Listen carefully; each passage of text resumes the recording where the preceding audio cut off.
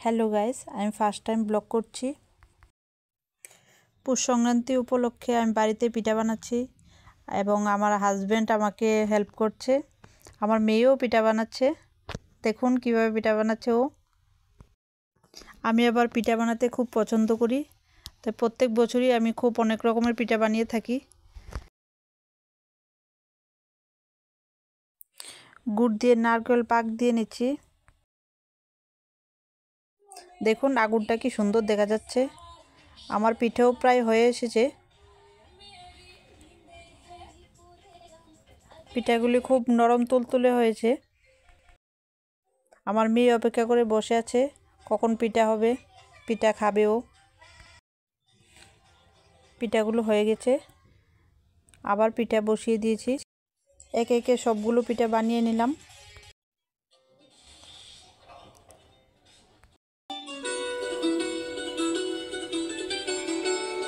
আমার পিঠা বানানো কমপ্লিট।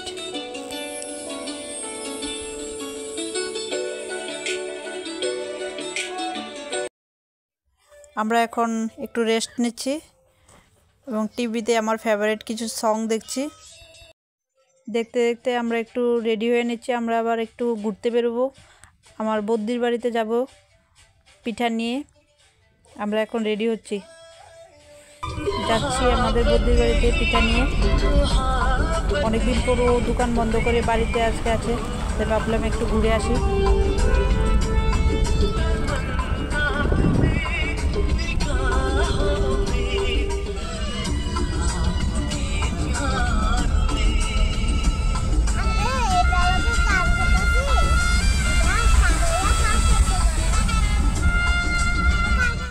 শীতের দিনে বিকেলবেলা ঘুরতে যাওয়ার মজাই আলাদা। এ দেখুন আমাদের রাজবাড়ির কাছেই আমাদের বদ্দির বাড়ি। আমরা চলে এসেছি। খুব সুন্দর দেখতে, এটা পুরানো রাজবাড়ি।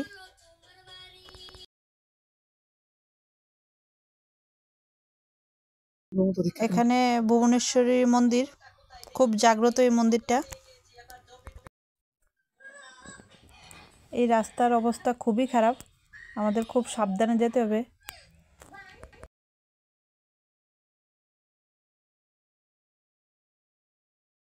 রাস্তার যে অবস্থা, আমার যেতে খুবই ভয় করছে। আমার মেয়ে দেখুন দৌড়ে দৌড়ে নামছে।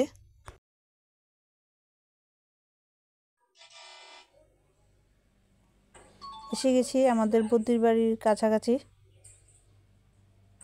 আর একটু গেলেই ওদের বাড়ি।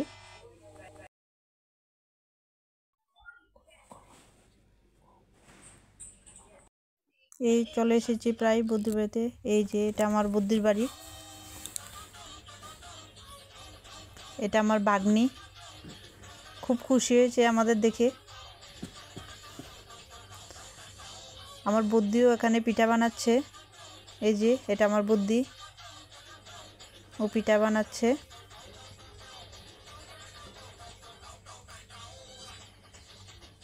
এটা আমার ভাগ্নি, খুব দুষ্টামি করছে ও।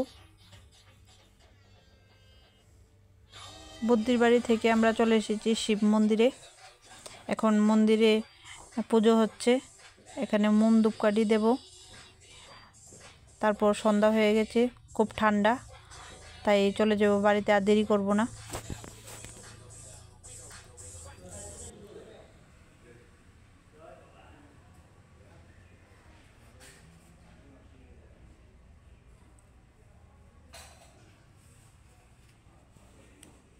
শিব মন্দিরে রোজই সন্ধ্যার সময় কীর্তন হয়ে থাকে। আজও কীর্তনের প্রস্তুতি নেওয়া হচ্ছে, কিছুক্ষণের মধ্যে কীর্তন শুরু হবে এখানে। আজকের ভিডিও এ পর্যন্তই, আবার দেখা হচ্ছে আমার নেক্সট ভিডিওতে। যদি আমার ভিডিও ভালো লেগে থাকে তাহলে লাইক, কমেন্ট অ্যান্ড শেয়ার করবেন এবং সাবস্ক্রাইব করতে ভুলবেন না। সুস্থ থাকবেন, ভালো থাকবেন, বাই বাই।